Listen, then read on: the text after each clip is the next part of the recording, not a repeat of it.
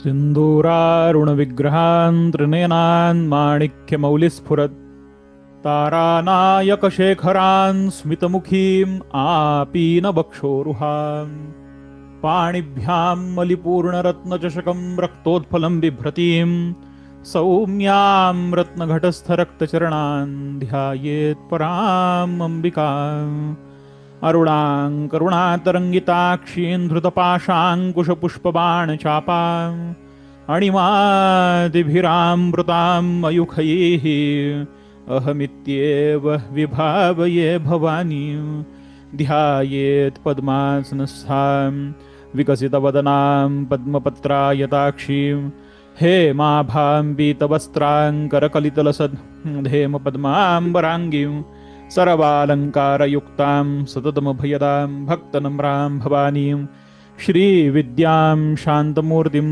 सकलसुरनुतां सर्वसम्पत्प्रदात्रीं सकुङ्कुमविलेपना मलिकचुम्बीकस्तूरिकां समन्दहसिते क्षणां सुशरचापपाशाङ्कुशाम् अशेषजनमोहिनीं अरुणमाल्यभूषाम्बरां जपाकुसुमभासुराञ्जपविधौ स्मरेदम्बिकाम् ओम नमः चंडिकायै.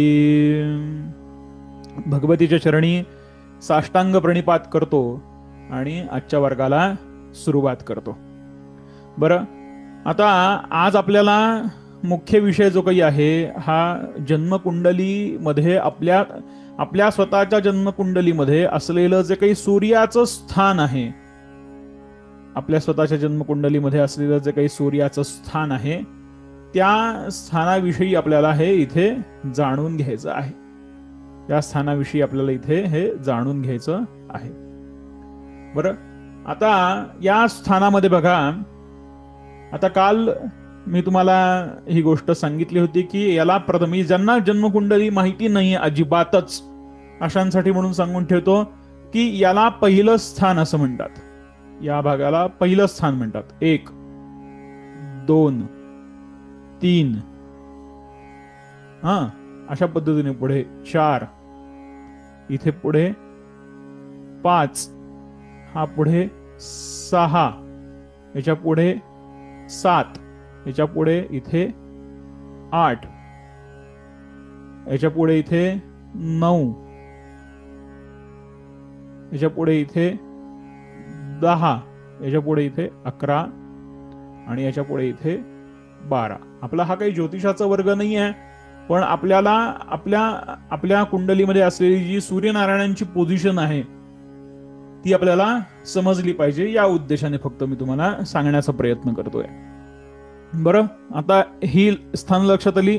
कुंडली वाचताना नेहमी अशी वाचली जाते की 1 2 3 4 5 6 7 8 9 10 11 आणि 12.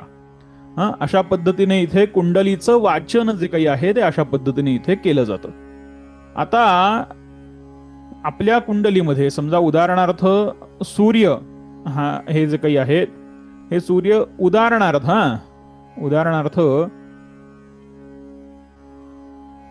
आपण सूर्यनारायणांचं स्थान इथे असेल, इथे सूर्य आहेत, पहिल्या स्थानामध्ये सूर्य आहेत, किंवा उदाहरणार्थ सूर्य इथे आहेत.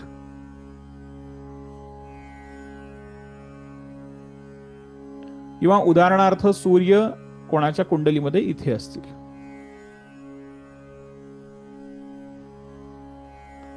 आता ज्या वेळेला सूर्य, हे फक्त थोडंसं समजून घ्या बरं, थोडंसं क्लिष्ट करणार नाही मी, हे व्यवस्थित समजून सांगायचा प्रयत्न करतोय. जितकं सोपं होईल तितक्या पद्धतीने सांगण्याचा प्रयत्न करतोय. बरं, ज्या वेळेला सूर्य या द्वादश स्थानामध्ये असतो, म्हणजे 12व्या स्थानामध्ये असतो, जे या स्थानामध्ये इथे वरती या स्थानामध्ये ज्या वेळेला सूर्य असतो त्यावेळेला असे जातक जे असतात किंवा असे व्यक्ती जे काही असतात, हा आध्यात्मिक शांतीसाठी इथला सूर्य जो काही आहे हा अत्यंत महत्वाचा आहे. बरं,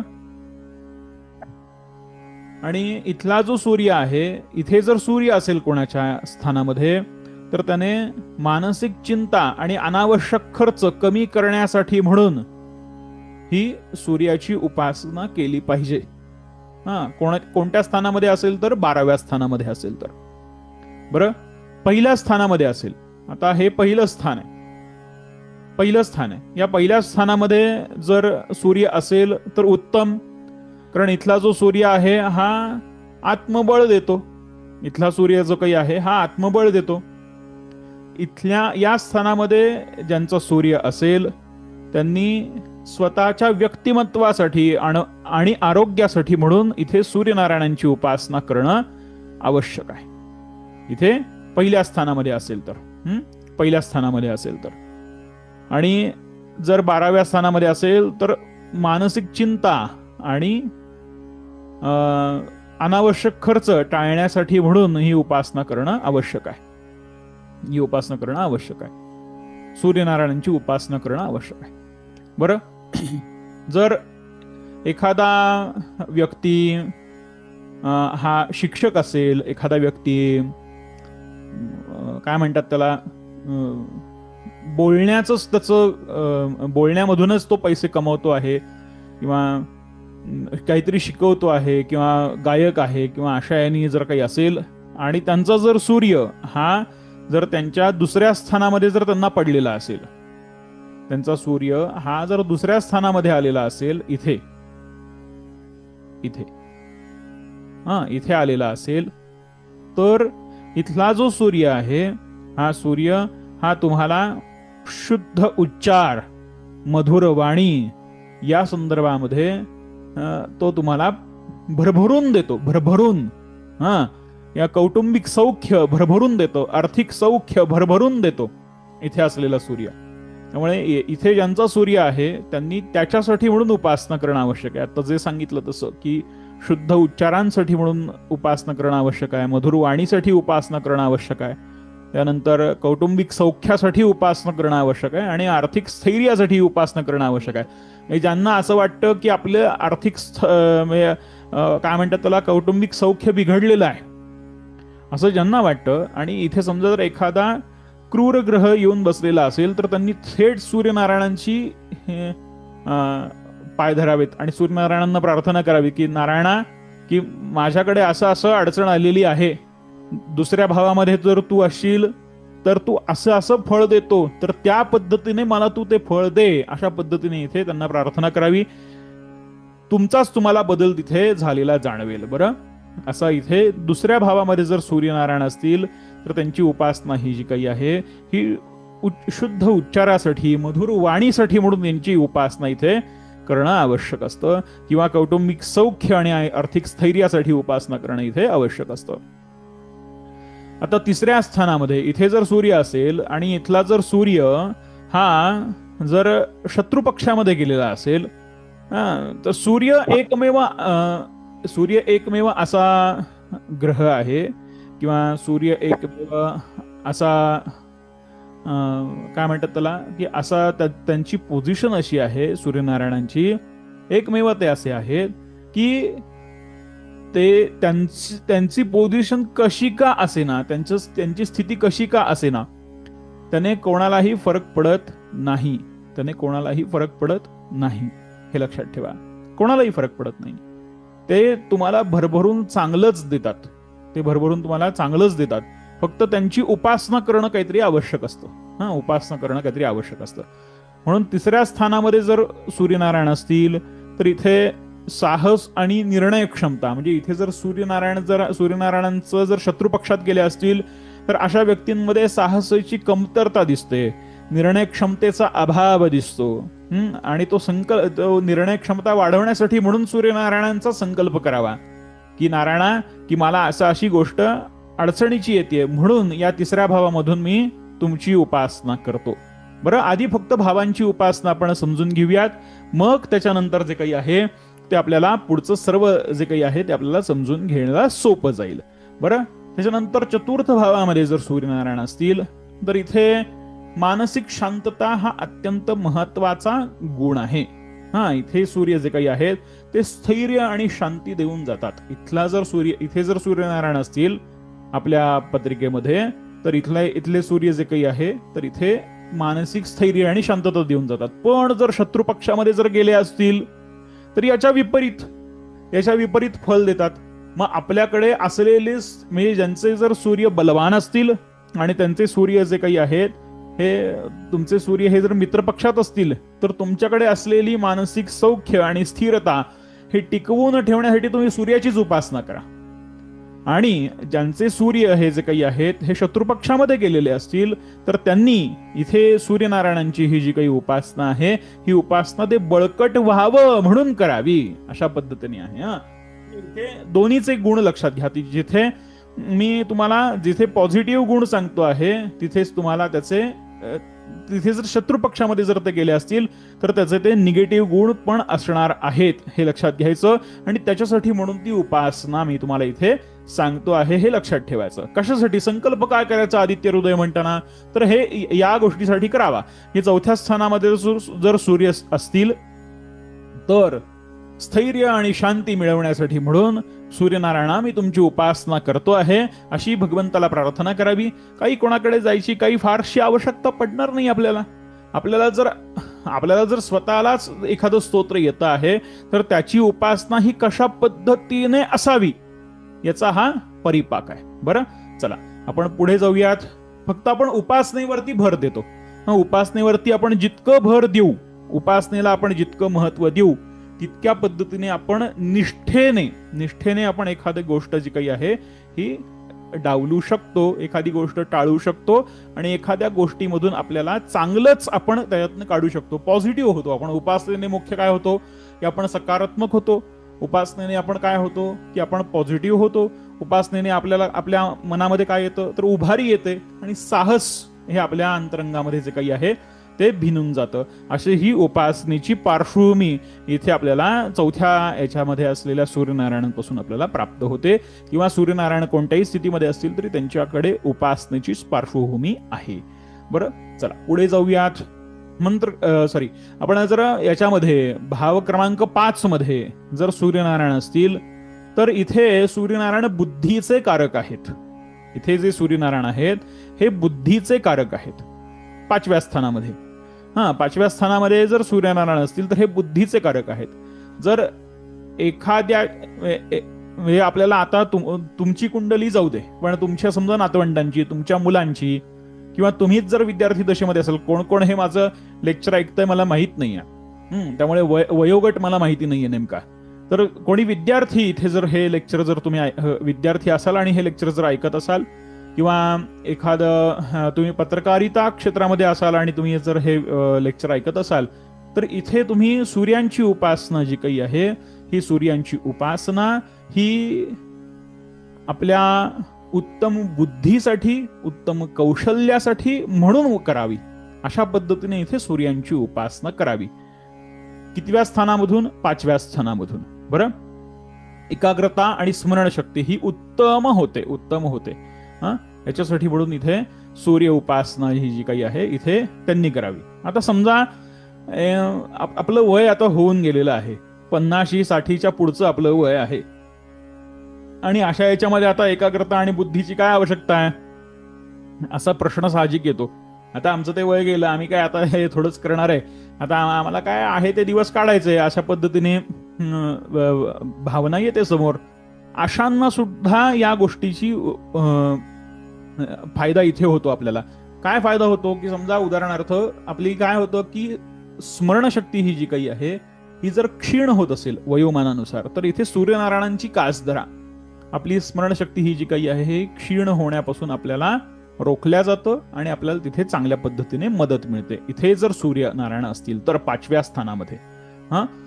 चला 6व्या स्थानामध्ये जर सूर्यनारायण असतील तर हे रोग आणि शत्रू यांचं स्थान आहे. रोग आणि शत्रू यांचं स्थान आहे. या स्थानामधून सूर्यनारायण हे विजयाच्या पार्श्वभूमीकडे बघितलं जातं. इथे आता बघा प्रभू श्रीरामांनी शत्रूवर विजय मिळवण्यासाठीच हे स्तोत्र म्हटले होते ना. आणि रोगमुक्ती आणि संकटांचा नाश करण्यासाठी म्हणून या स्थानामध्ये जर एखादाचं सूर्य असेल तर त्यांनी या स्तोत्राचं पठण जे काही आहे दिवसातनं कमीत कमी एकदा तरी करावं. वेळ काढून करावं. बरं अशा पद्धतीने आहे. जर एखाद्या गोष्टीमधून जर आपल्याला आदित्य हृदयाची उपासना काय सांगते की एखाद्या गोष्टीमधून जर आपल्याला काहीतरी फलित मिळवायचं असेल तर इथे सूर्यनारायणांची उपासना जी काही आहे ही सूर्यनारायणांची उपासना 3 वेळेला कमीत कमी दिवसामधनं झाली पाहिजे. मग ती तुमचे वेळ तुम्ही ठरवून घ्या, दिवस तुम्ही त्याच्यातला भाव तुम्ही ठरवून घ्या की कुठल्या वेळेला करायची, कुठल्या भावामध्ये करायची. कुठल्या भावामध्ये म्हणण्यापेक्षा आपला काय म्हणतात त्याला की कुठल्या संकल्पाने ती उपासना करायची असं ते तुम्हीच ठरवायचं आहे. बरं, आता पुढे जाऊयात. सप्तम स्थानामध्ये इथे हा भागीदारी किंवा विवाह सौख्य यांचा हे स्थान आहे. या स्थानामध्ये जर सूर्यनारायण असतील तर तिथे त्यांचा तो परिणाम त्या भागांवरती तिथे आपल्याला दिसून येतो. इथे उपासना कशासाठी करायची आहे? सामंजस्य आणि प्रतिष्ठा यांच्यासाठी म्हणून आपल्याला इथे उपासना करायची आहे. या स्थानामध्ये जर सूर्यनारायण असतील तर सामंजस्य आणि प्रतिष्ठा यांच्यासाठी म्हणून आपल्याला ही उपासना आपल्याला इथे करायची आहे. बरं, आणि पुढे जर 8व्या स्थानामध्ये म्हणजे या स्थानात 8व्या स्थानामध्ये जर सूर्यनारायण असतील, इथे या भागामध्ये जर सूर्यनारायण असतील तर इथली जी उपासना आहे ही दीर्घायुष्यासाठी आणि अडथळे दूर करण्यासाठी म्हणून सूर्यांची उपासना करायची आहे. मी फक्त सूर्यनारायणांच्या उपासनेबद्दल सांगू शकतो. प्रत्येक ग्रहाच्या उपासना याच पद्धतीने असतील असं नाही.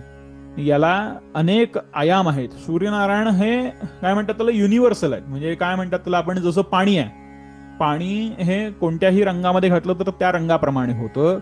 तद्वत सूर्यांची उपासना केल्यानंतर बाकीचे सर्व ग्रह ठीक होतात.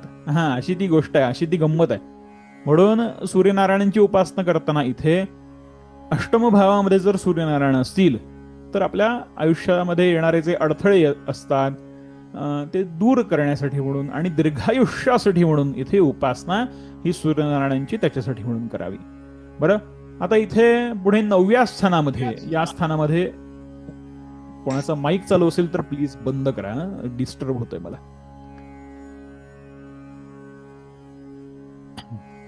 9व्या स्थानामध्ये इथे जर सूर्यनारायण असतील तर हे भाग्य आणि धर्म यांचं स्थान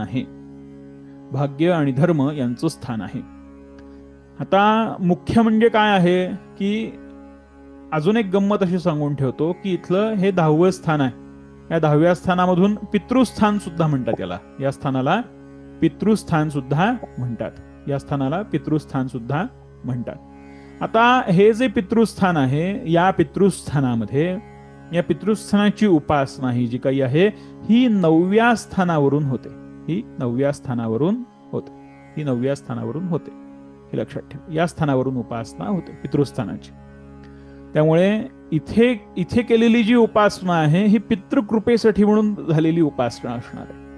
तुम्ही इथून ज्या वेळेला उपासना कराल, इथे ज्यांचे सूर्य असतील या स्थानामध्ये, त्यावेळेला तुम्ही ज्या वेळेला उपासना कराल त्यावेळेला हे स्थान सुद्धा म्हणजे 10वं स्थान सुद्धा जे काही आहे हे सुधारून जाणार आहे. 10वं स्थान सुद्धा सुधारून जाणार आहे. बरं, अशी याच्या पाठीमागची या 2 स्थानांचं इंटरलिंक म्हणतात त्याला, तशा पद्धतीने आपल्याला म्हणता येईल. बरं, असतो. तर इथली जी उपासना आहे 9व्या स्थानामधली, म्हणजे इथली जी उपासना आहे ही 9व्या स्थानामधली उपासना ही आध्यात्मिक प्रगतीसाठी आणि पितृकृपेसाठी म्हणून करावी. पितृकृपेसाठी म्हणून का उपासना करावी? पितृकृपेसाठी म्हणून आपल्याकडे श्राद्ध असतो, पितृकृपेसाठी म्हणून अनेक गोष्टी असतात. त्या का कराव्यात पितृंसाठी म्हणून? तुम्ही जेवेळेला एखाद्या देवतेची उपासना करता आणि त्या देवतेकडे अमुक एखादी गोष्ट मागता, त्यावेळेला ती देवता तुम्हाला ती गोष्ट पुरवत नाही. ती तुमच्या पितृलोकामध्ये असलेल्या तुमच्या पितरांना ती गोष्ट विचारली जाते. संकल्पना समजून घ्या. समजा तुम्ही अमुक एका वडिलांचे, आईचे मुलगे आहात किंवा मुलगी आहे, असे तुम्ही आहात आणि तुम्हाला काहीतरी द्यायचं आहे, तर कोणाला विचारलं जाईल? तुम्हाला डायरेक्ट हातामध्ये दिलं जाईल तर तुमच्या आईवडिलांना विचारलं जाईल, हे याला हितकारक आहे, देऊ का नको देऊ? तुमच्या आईवडिलांना विचारलं जाईल. तद्वत तुम्ही ज्या कुळामध्ये जन्माला आलेला आहात आणि ज्या कुळामध्ये तुमचा जन्म आहे, बरं, ज्या कुळामध्ये तुम्ही जन्माला आलेले आहात आणि ज्या कुळामध्ये तुमचा जन्म आहे, अशामध्ये तुमच्या पितृंना तिथे ती गोष्ट विचारली जाते. पितृंना ती गोष्ट विचारली जाते की अमुक अमुक एखादी गोष्ट हा माझ्याकडे मागतो आहे, ही मी याला देऊ का? मग तो पितृ ठरवतो की याला ही गोष्ट दिली पाहिजे की नाही पाहिजे. मग तो त्या देवतेला सांगतो. हा, संकल्पना ही आहे की जसं आपल्या आई वडिलांना विचारून आपला सांभाळ केला जातो, तसं आपण ज्या कुळामध्ये जन्माला येतो त्या कुळामधले जे पितृ असतात त्या पितृंच्या मार्फत आपण जगत असतो. आता त्याचं कारण काय हेही मी तुम्हाला सांगून ठेवतो. त्याचं कारण असं आहे की प्रत्येक जण जो काही आहे, प्रत्येक जण म्हणजे माझे आई वडील असतील, तुमचे आई वडील असतील, कोणी असेल, आपले घरातले पितृ असतील किंवा कोणी असतील, पूर्णतत्व परब्रह्माच्या समोर पूर्णतत्व परब्रह्म आणि सद्गुरुनाथ यांच्या व्यतिरिक्त बाकी सर्वजण जे काही आहेत हे प्रत्येक जण आपापल्या स्वार्थाचा विचार करीत असतात. आपापल्या स्वार्थाचा विचार करीत असतात. स्वार्थ काय असतो की माझं पुढे कसं होईल, याने मला काही बाधा येणार आहे का? हे उदाहरणार्थ समजा आपण एखादी गोष्ट अशी मागितलेली आहे की ज्याच्यातून मला बाधा येणार आहे. बघा, प्रत्येकाचं भाग्य हे काही टाटा बिर्ला अंबानी यांच्यासारखं नसतं. म्हणजे त्यांनी जशी उपासना केली, ते ज्या देवतेला जातात त्यांच्यापैकी देवतेंना आपणही जात असतो, आपणही त्याच पद्धतीने करत असतो. पण प्रत्येकाचं भाग्य तसं नसतं. प्रत्येकाच्या ह्याच्यात वेगवेगळं काहीतरी दिलेलं असतं, काहीतरी लिहिलेलं असतं.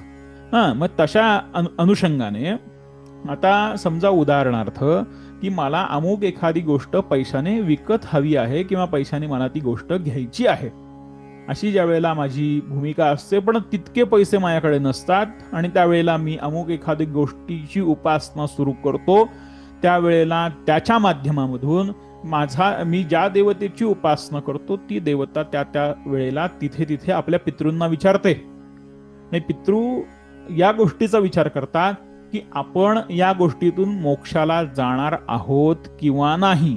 कारण आपण मोक्षाला गेलो की आपण त्या कुळाचा उद्धार करीत असतो आणि तद्वत आपल्या बरोबरीनं त्यांचाही उद्धार होत असतो, अशी ती संकल्पना आपल्याकडे आहे. आणि त्या संकल्पनेला धरून या स्थानामधून केलेली जी उपासना आहे ही पितृस्थानासाठी म्हणून केलेली उपासना असते. बरं, आता या स्थानामध्ये जर 10व्या स्थानामध्ये जर सूर्यनारायण असतील तर त्यांच्यासाठी म्हणून जी उपासना केली जाते ही नोकरी व्यवसायासाठी म्हणून उपासना केली जाते. त्यानंतर राजमान्यता मिळावी म्हणून उपासना केली जाते. या स्थानामध्ये जर सूर्य असतील तर राजमान्यता मिळावी म्हणून पण इथे उपासना केली जाते. राजमान्यता म्हणजे प्रसिद्धी, आणि ती प्रसिद्धी कशी मिळते? अगदी सोपं असतं. म्हणजे आपण प्रथम आपल्याकडे जर एखादी कला असेल किंवा आपल्याकडे एखादे जर गुण असतील किंवा काही असेल आपल्याकडे, तर त्याचं प्रदर्शन जे काही आहे हे आपण प्रथम लोकांसमोर करावं. लोकांसमोर करावं. मग हळूहळू ते 4 लोकांसमोर करावं. मग 4चे 8 होतात, 8चे 15 होतात. ही संकल्पना आपल्याला मान्य आहे की नाही?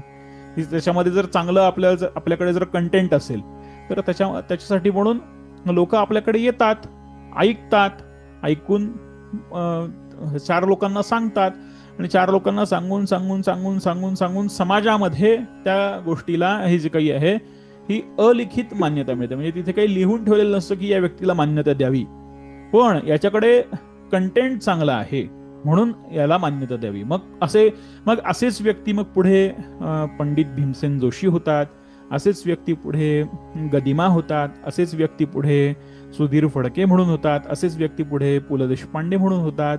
अशा पद्धतीने अनेक लोकांची नावं आपल्याला इथे घेता येतील किंवा अनेक सत्पुरुषांची सुद्धा नावं आपल्याला इथे घेता येतील की जे लोकमान्यतेतून पुढे गेलेले आहेत. बरं, इथे ज्या वेळेला राजमान्यता हा जेव्हा शब्द येतो त्यावेळेला ही सार्वभौम मान्यता असं म्हटलं जातं. ज्यावेळेला आपल्याकडे एखादी गोष्ट असेल, एखादी कला असेल आणि ती समाजासमोर सादर करायची असेल, तर त्यावेळेला सूर्यनारायणांना या माध्यमामधून जर मंत्रच म्हणतोय, भाव क्रमांक 10 मध्ये जर सूर्यनारायण असतील तर त्यांनी उपासना ही जी काही आहे ही नोकरी, व्यवसाय आणि राजमान्यता मिळावी याच्यासाठी म्हणून या उपासनेचा संकल्प सोडायचा आहे. सूर्योदयाच्या वेळी जर ही उपासना जर केली तर लवकरात लवकर यश आपल्याला प्राप्त होतं. कारण उदित काळ असतो. अनेक कंगोरे आहेत या गोष्टींना. या गोष्टींमध्ये अनेक गोष्टी, म्हणजे याच वेळेला का करायची, त्याच वेळेला का करायची, अमुकच हे का करायचं, असंच का करायचं, इकडेच तोंड का करायचं, तिकडेच का करायचं, त्याच्या पाठीमागे अनेक कंगोरे आहेत, अनेक शक्ती आहेत, अनेक पद्धतीने या गोष्टींचा अनुभव आपल्याला घेता येऊ शकतो. आपल्याला फक्त उपासना करायची ना. मग उपासना करण्यासाठी म्हणून तुम्ही समजा सूर्यनारायणांचं दर्शन घेतलं आणि घरात तुमच्या सद्गुरुनाथांच्या फोटोच्या समोर, तसबिरी समोर येऊन बसून उपासना जरी केली तरी ती तितकीच फायदेशीर होणार आहे. तुम्ही तद्वत ही कुठेही बसून जरी उपासना केली तरी ती तितकीच फायदेशीर होणार आहे. फक्त त्याची एक काहीतरी वेळ असली, काम्य उपासना असते, त्या काम्य उपासनेला काहीतरी लिमिटेशन्स असतात, तर त्या लिमिटेशन्स फक्त आपण पाळल्या गेल्या पाहिजेत. बरं, उपासनेच्या संदर्भामध्ये आपण पुढे असं बघूया की ज्यावेळेला एकादश स्थानामध्ये सूर्यनारायण असतात, त्यावेळेला एकादश स्थानामध्ये असलेले जे सूर्य आहेत, या सूर्यांचा भाव जो काही आहे, हा भाव आपल्याला अशा पद्धतीने बघता येतो की इच्छित फळ मिळवण्यासाठी म्हणून इथे उपासना केली जाते. जर या स्थानामध्ये जर सूर्यनारायण असतील तर यांची उपासना ही जी काही आहे ही इच्छित स्थान म्हणून केली जाते. आणि इच्छित स्थान म्हणून जर ही उपासना जर आपल्याकडनं जर केली जात असेल, इच्छित फळ मिळवण्यासाठी म्हणून जर उपासना केली जात असेल, तर या उपासनेसाठी म्हणून सामुदायिक उपासना यांच्या माध्यमामधून, म्हणजे इथे जर सूर्य असतील तर असे व्यक्ती सामुदायिक उपासना करवून घेतात बघा. असे व्यक्ती उपासनेला उद्युक्त करताना दिसतात आपल्याला. बरं, इथे या स्थानावरती जर नजर असेल सूर्यनारायणांची तरी अशा पद्धतीचे लाभ झालेले आपल्याला बघायला मिळतात. अशा पद्धतीचं हे शास्त्र आहे आणि हे शास्त्र अत्यंत काय म्हणतात त्याला गहन आहे आणि इथून अनेक प्रकारच्या विद्या आपल्याला मिळवण्यासाठी म्हणून सुद्धा एकादश स्थानामध्ये सूर्यनारायणांची उपासना केली जाते. विद्या मिळवण्यासाठी म्हणून सुद्धा ही उपासना इथे केली जाते. अनेक प्रकारच्या विद्या. बरं, आता मित्र परिवाराच्या सहकार्यासाठी म्हणून सुद्धा इथे उपासना केली जाते. आता द्वादश स्थानाकडे आपण जाऊया. शेवटचं स्थान आहे ते.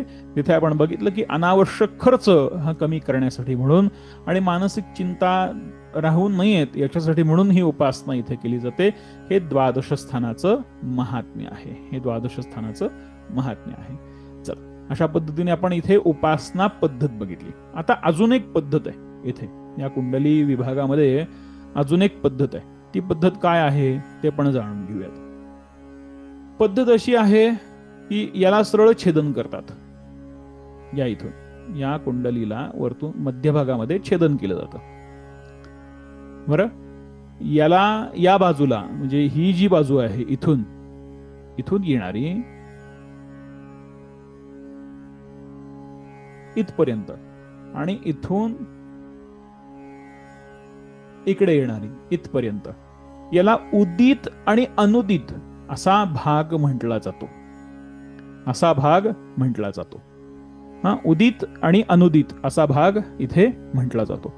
उदित म्हणजे काय? ज्या वेळेला सूर्यनारायण या आपल्याला दिसतात डोळ्याला तो भाग. आणि अनुदित म्हणजे काय? ज्या वेळेला सूर्यनारायण आपल्याला दिसत नाहीत असा भाग. बरं, लक्षात आलं? म्हणजे हा दिवसाचा भाग झाला. हा संपूर्ण इकडे जो काही आहे हा दिवस आहे. हा खाली बाण जो दाखवलेला आहे हा दिवस आहे. आणि ही सगळी जी काही आहे ही रात्र आहे. बरं, हे दिवस या बाजूला बरोबरची खूण केली तिथे दिवस आहे आणि गोल ज्या बाजूला केलेला आहे तिकडे रात्र आहे. आता दिवस आणि रात्रीची जी संकल्पना आहे ही संकल्पना कशा पद्धतीने आहे तशी काही कुठे फार मान्यता मिळत नाही याला. म्हणजे ही एक संकल्पना आहे आणि ही कोणीतरी मांडलेली आहे ही संकल्पना. आणि या संकल्पनेमधून आपल्याला काय मिळवून घ्यायचं आहे, 2-3 प्रकार आहेत ते मिळवण्यासारखे. ते तुम्हाला सांगतो काय मिळवायचं आहे ते. बरं, हे समजलं का तुम्हाला? आपण आता मी हे पुसतो. आता हे पुसतो. आता तुम्हाला याच्यामध्ये वेळा सांगतो काय काय असतात त्या. बरं, हे थोडंसं समजून घ्या. हे समजून घेतलं की आपल्याला उपासना सोपी होऊन जाते. हे समजून घेतलं की आपल्याला उपासना सोपी होऊन जाते. आता इथे पहिल्या भागामध्ये पहाटे 5 ते सकाळी 7 अशी ही उपासना. सॉरी, हे एक इंग्लिश एक मराठी असं झालं बघा, अशी गडबड होते. पहाटे 5 ते सकाळी 7 अशी ही पहिली वेळ इथे गृहीत धरलेली आहे. अशी वेळ गृहीत धरलेली आहे. किंवा दुसरी एक वेळ गृहीत धरली जाते. गृहीत, हे गृहीत हा शब्द फार महत्वाचा आहे. फार महत्वाचा आहे. दुसरी एक वेळ गृहीत धरली जाते सकाळी 6 ते 8, 2 तासाची वेळ. इथे 5 ते 7, इथे 7 ते 9, इथे 9 ते 11, इथे 11 ते 1 अशा पद्धतीने. इथे 1 ते 3, इथे 3 ते 5, इथे परत संध्याकाळचे 5 ते 7 अशा पद्धतीने. इकडे जो काही आहे हा सगळा दिवस झाला. आता इथे संध्याकाळी 5 ते 7 झालं की इथे परत संध्याकाळचे 7 ते 9, इथे 9 ते 11, इथे 11 ते 1, इथे 1 ते 3 आणि इथे 3 ते 5 अशी ही वेळ आहे. मग उदाहरणार्थ हे प्रत्येक वेळेला हे गणित जे काही आहे हे गणित हे गृहीतक आहे. त्यामुळे गृहीतक असल्या कारणानं हे गणित प्रत्येक वेळेला थोड्याफार मिनिटांनी पुढे मागे चालू असतं. उदाहरणार्थ एखाद्याचा जन्म हा सकाळी 7:10 झाला असेल तर तिथे त्यांचे सूर्यनारायण जे काही आहेत हे आपल्याला इथे बघायला मिळतात. एखाद्याचा जन्म सकाळी 5 ते 7 या वेळेमध्ये झाला असेल तर त्यांचे सूर्यनारायण जे काही आहेत ते इथे बघायला मिळतात. आता अशा पण केसेस असतात की काही जणांचे 6:57 जन्म झालेले आहेत पण सूर्यनारायण बघताना इथे बघायला मिळतात. कुठल्या? 12व्या स्थानामध्ये. पण तो मिनिटांचा फरक असतो. हे गृहीतक आहे. मी आधीच तुम्हाला सांगितलं हे गृहीतक आहे. हे गृहीतक आहे. हे फार मोठं गृहीतक आहे. बरं, तर आता ही उपासनेची वेळ आपल्याला याच्यावरनं मिळू शकते. पहिल्या स्थानामध्ये 5 ते 7, इथे 12व्या स्थानामध्ये 7 ते 9 सकाळी हे सगळं 7 ते 9, इथे 9 ते 11व्या स्थानामध्ये 9 ते 11 लिहून घ्या तुमच्याकडे. 9 ते 11, इकडे पुढे 11 ते 1, 11 ते 1. हे गृहीतक कशावरून आलं तेही तुम्हाला सांगतो. असं म्हटलं गेलेलं आहे की उगवताना लग्नामध्ये माध्यान्नाला जो काही आहे तो 10व्या स्थानामध्ये, संध्याकाळच्या समयाला मावळतीला तो 7व्या स्थानामध्ये, आणि मध्यरात्रीच्या समयाला किंवा रात्रीच्या समयाला तो 4थ्या स्थानामध्ये. अशा पद्धतीने ह्या सूर्यांच्या पोझिशन्स लक्षात ठेवाव्यात असं एक कुठून तरी वाक्य या ज्योतिषामध्ये येतं. आणि ते वाक्य आल्यानंतर इथे अनेक ज्योतिषकार आपल्याकडे होऊन गेले, अनेक विद्वान होऊन गेलेत. तर अशांनी इथे हे गृहीतक मांडलेलं आहे की 5 ते 7, 7 ते 9, 9 ते 11, 11 ते 1 अशा पद्धतीने. बरं, आता इथे पुढे 1 ते जे काही आहे 1 ते 3, इथे 3 ते 5, 3 ते 5, इथे पुढे येतं ते 5 ते 7, 5 ते 7. आता तुम्ही तुमचा सूर्य बघा. आता हे पुढचं जे काही आहे हे तुम्ही सोडवा. हे काय होतं, इथे माऊसनी ते काढायला फार अवघड जात आहे. इथे 5 ते 7, 7 ते 9, 9 ते 11, 11 ते 1, 1 ते 3 आणि 3 ते 5 असं हे आहे. इथे तुम्ही तुमच्या याने लिहून द्या. आता सूर्य समजा माझे इथे असतील, इथे माझे सूर्य आहेत, तर माझी सूर्यनारायणांसाठी बुडून असलेली उपासना ही कधी होईल? तर ही त्याच वेळेमध्ये होईल की जी वेळ इथे उपस्थित आहे. ती वेळ इथे उपस्थित आहे म्हणजे माझ्या जन्मसमयाच्या वेळेला. माझ्या जन्मसमयाचे ते 2 तास मी तिथे गृहीत धरलेले आहेत. हे लग्नाचे 2 तास आहेत, लग्न समयाचे 2 तास आहेत. ते थोडंसं क्लिष्ट आहे, त्याच्यामध्ये आपण नको जायला. पण आपण साधारणतः इथे जर सूर्य असतील तर इथली उपासना कधी होईल? इथे जर 5 ते 7 आहे तर इथे 7 ते 9, इथे 9 ते 11 आणि इथे 11 ते 1. रात्री 11 ते 1 मध्ये सूर्यनारायणांसाठी म्हणून मी उपासना माझ्या स्वतःसाठी म्हणून करू शकतो. इथे कधी उपासना करू शकतो? तर इथे 1 ते 3 या वेळेमध्ये करू शकतो. इथे कधी करू शकतो? हे पहाटे, हे पहाटे 1 ते 3 मध्ये करू शकतो. इथे 3 ते 5 मध्ये करू शकतो. अशा पद्धतीने पण उपासनेची परंपरा आपल्याला इथे पाहायला मिळते. अशा पद्धतीने पण उपासनेची परंपरा आपल्याला पाहायला मिळते. अशा पद्धतीने इथे उपासना आहेत. अशा पद्धतीने इथे आपल्याला याची काय म्हणतात त्याला, इथे उपासनेचा समुच्चय आपल्याला इथे बघायला मिळतो. बरं असतो. अशा पद्धतीने इथे हे उपासनेचा भाग आहे. एकच मिनिट.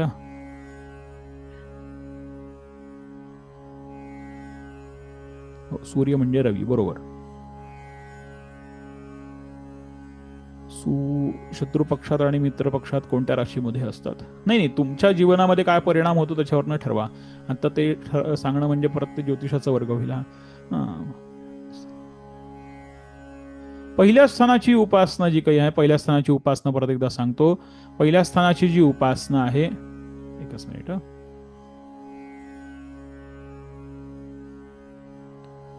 पहिल्या स्थानाची जी उपासना आहे, ही पहिल्या स्थानाची उपासना ही आत्मबळासाठी म्हणून केली जाते, व्यक्तिमत्व आणि आरोग्यासाठी म्हणून केली जाते. बरं, 10वे स्थान पुन्हा सांगा. 10व्या स्थानामध्ये उपासना ही नोकरी व्यवसायासाठी म्हणून केली जाते आणि राजमान्यतेसाठी म्हणून केली जाते. पहाटे आणि सकाळ याच्यामध्ये फरक काय? पहाटे म्हणजे साधारणतः आपण जे फटफटतं ना सूर्यनारायण उगवायच्या वेळेला, ज्याला आपण किरण म्हणतो, अरुण किरण असं म्हणतो. तर तो अरुणोदय म्हणजे ज्या वेळेला सूर्यनारायणांचा रंग जो काही आहे हा असा थोडासा नारंगी गडद अशी आभा येते बघा, त्याला फटफटणं असं म्हणतात.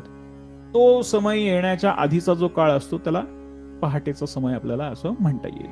बरं, किंवा त्याच्या आधीच ब्रह्ममुहूर्त म्हटलं जातो, म्हणजे 2:30 वाजल्यापासून साधारणतः 3 वाजल्यापासून ते साधारणतः 4:30-5 वाजेपर्यंत याला गोल्डन टायमिंग असं म्हणतात. किंवा प्लॅटिनम, गोल्डपेक्षा प्लॅटिनम वरच आहे ना, मग प्लॅटिनम टायमिंग आपण असं म्हणूयात त्याला.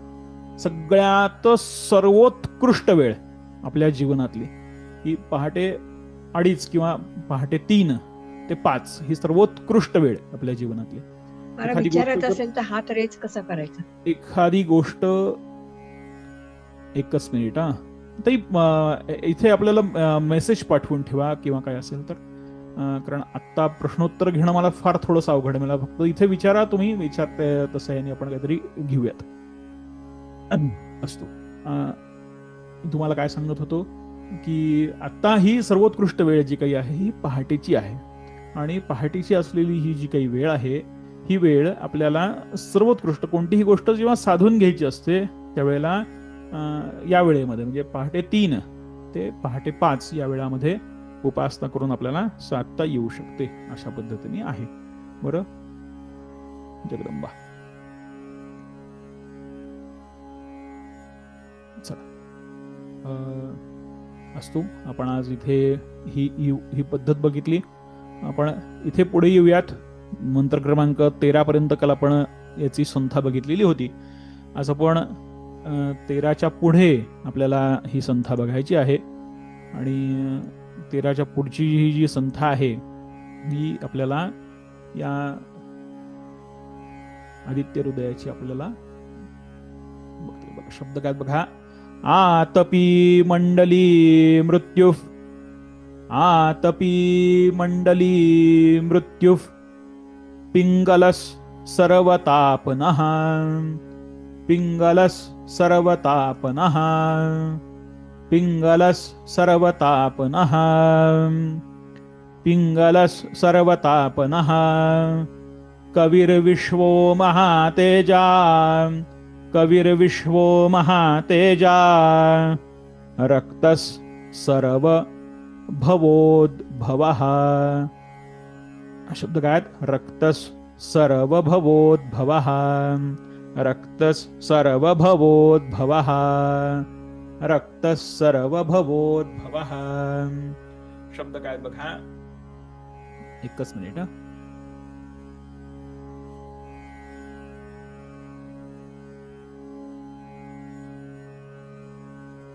शब्द काय? आतपी मंडली मृत्यु, पिंगलस सर्वतापनः, आतपी मंडली मृत्यु, पिंगलस सर्वतापनः, पिंगलस सर्वतापनः, कविर्विश्वो महातेजा, कविर्विश्वो महातेजा, कविर्विश्वो महातेजा, रक्तस सर्वभवोद्भवः, रक्तस सर्वभवोद्भवः, रक्तस सर्वभवोद्भवः. मंत्र क्रमांक 14 माझ्या पाठीमागे म्हणा. आतपी मंडली मृत्यु, पिंगलस सर्वतापनः,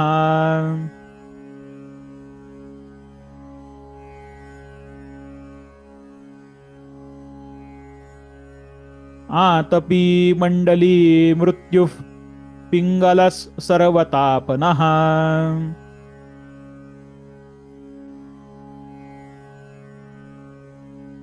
आतपी मंडली मृत्यु, पिंगलस सर्वतापनः,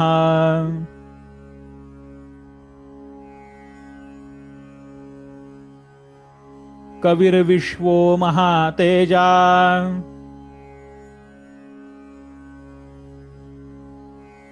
रक्तस सर्वभवोद्भवः, कविर्विश्वो महातेजा, रक्तस सर्वभवोद्भवः.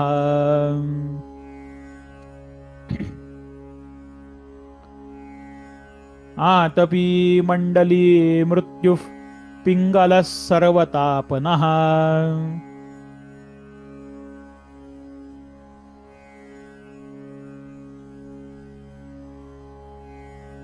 कविर्विश्वो महातेजा, रक्तस सर्वभवोद्भवः.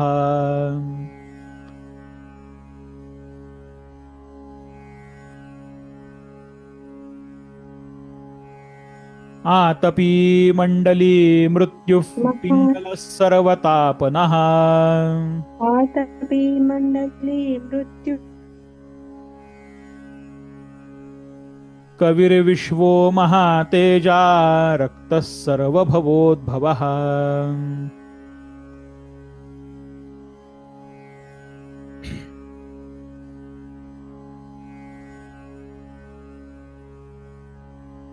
मंत्र क्रमांक 14 जो काही आहे त्याचा उच्चार पूर्ण घेऊयात.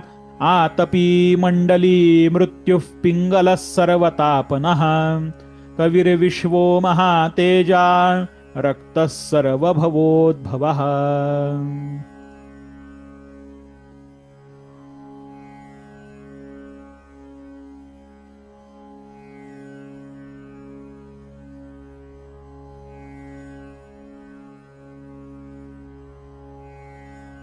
जगदंबा.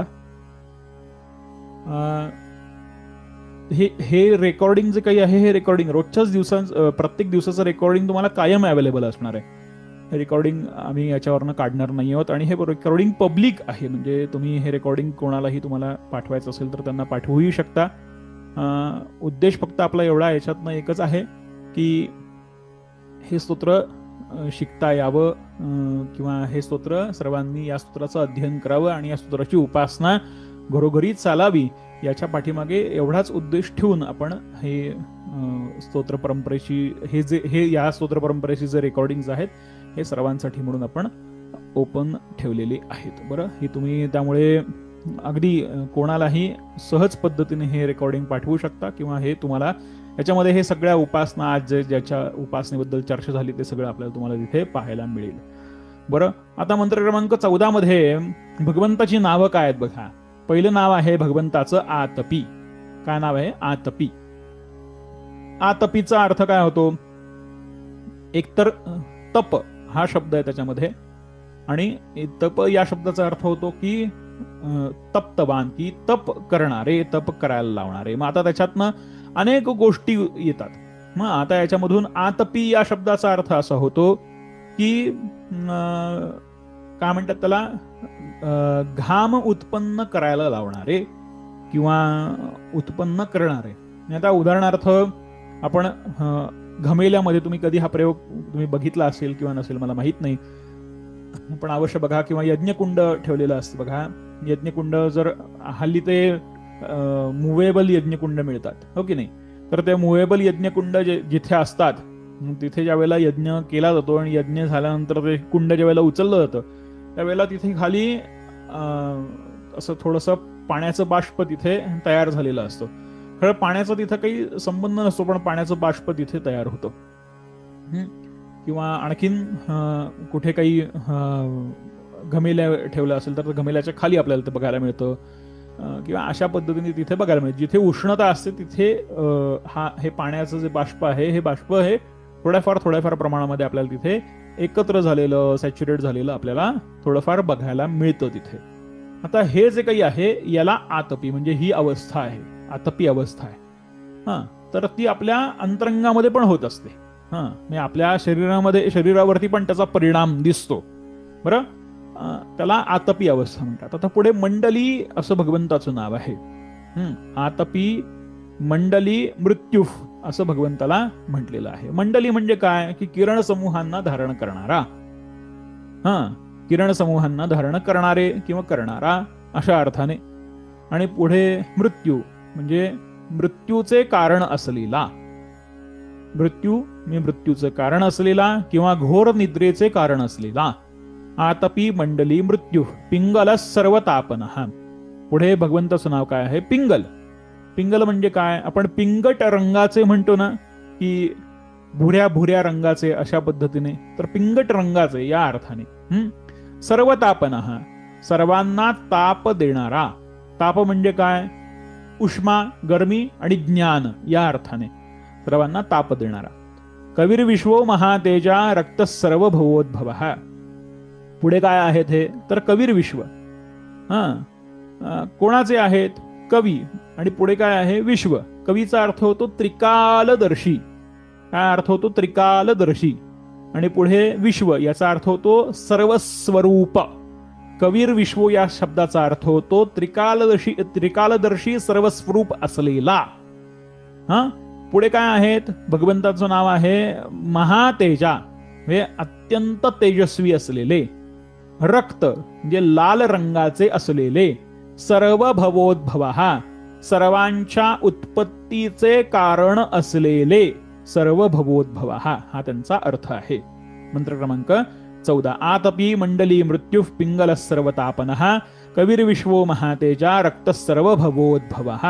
या पूर्ण मंत्राचा अर्थ काय होतो?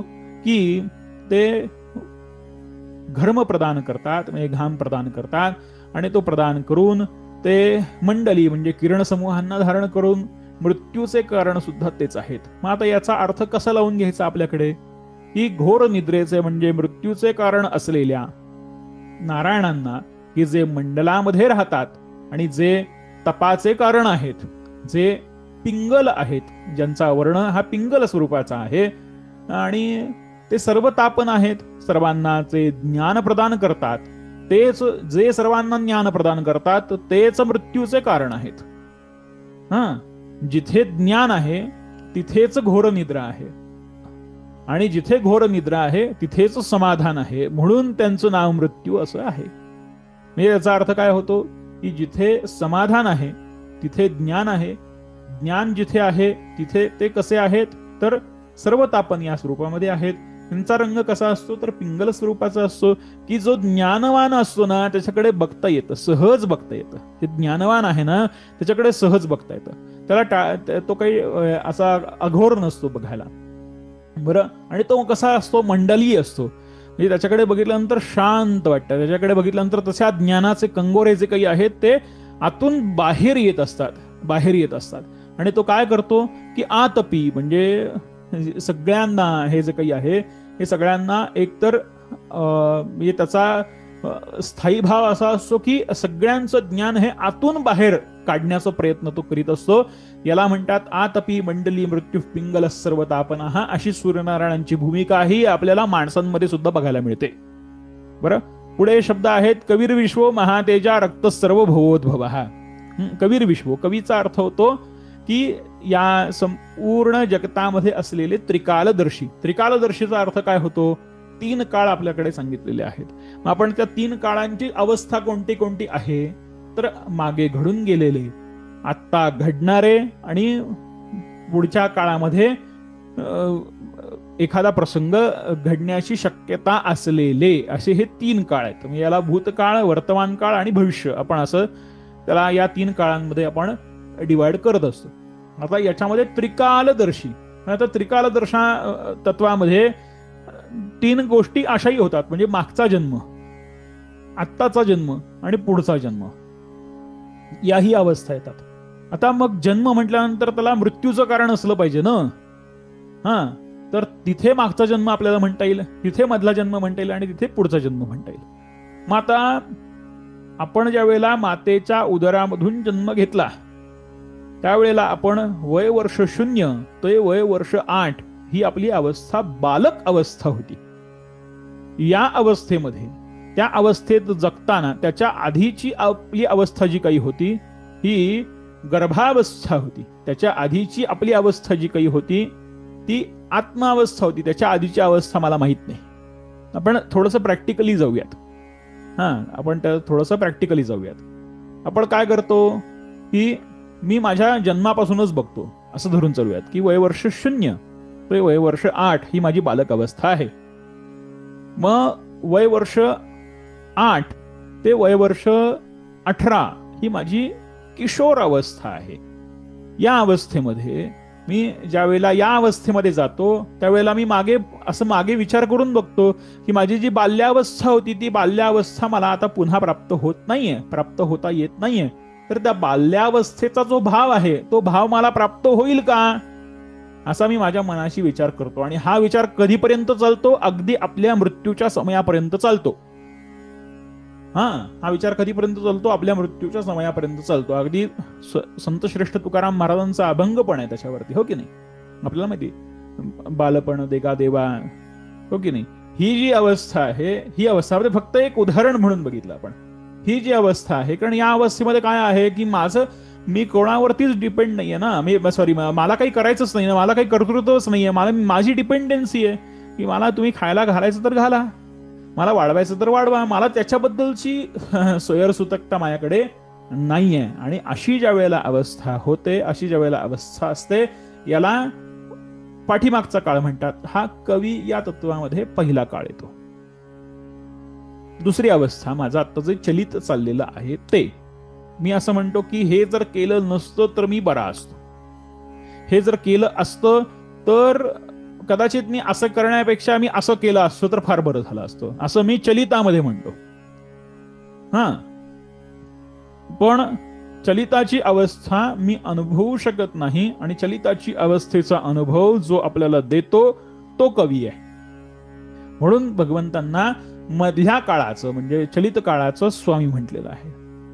आणि पुढचा काळ, ज्याला मधला काळ साधता आला, ज्याला वर्तमान काळ साधता आला, त्याला भूतकाळाची चिंता उरत नाही आणि भविष्याची चिंता उरत नाही, कारण तो केवळ वर्तमानातच जगतो. म्हणून वर्तमानामध्ये जो जगतो तो कसा असतो, त्याला त्रिकालदर्शी असं म्हटलेलं आहे. म्हणून वर्तमानामध्ये जगण्याची भूमिका जो आपल्याला देतो तो सूर्य आहे.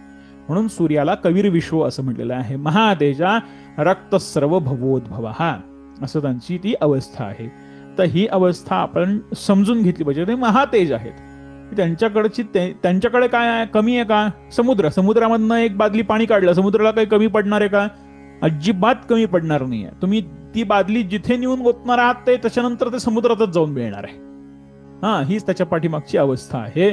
तसं त्यांच्याकडनं तुम्ही एखादं ज्ञान घेतलं तर तुम्हाला त्याच्यामध्ये काही कमी पडणार आहे का? अजिबात कमी पडणार नाहीये.